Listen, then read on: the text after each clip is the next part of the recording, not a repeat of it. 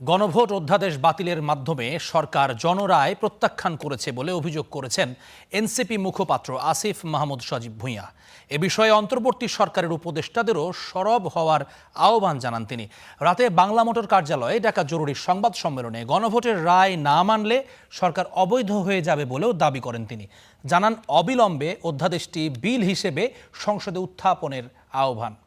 এছাড়া সিটি কর্পোরেশনগুলোতে প্রশাসক নিয়োগ প্রশ্নে তিনি বলেন, এক্ষেত্রেও সরকার সংবিধান লঙ্ঘন করেছে। এই আচরণ কোনোভাবেই গণতান্ত্রিক নয়।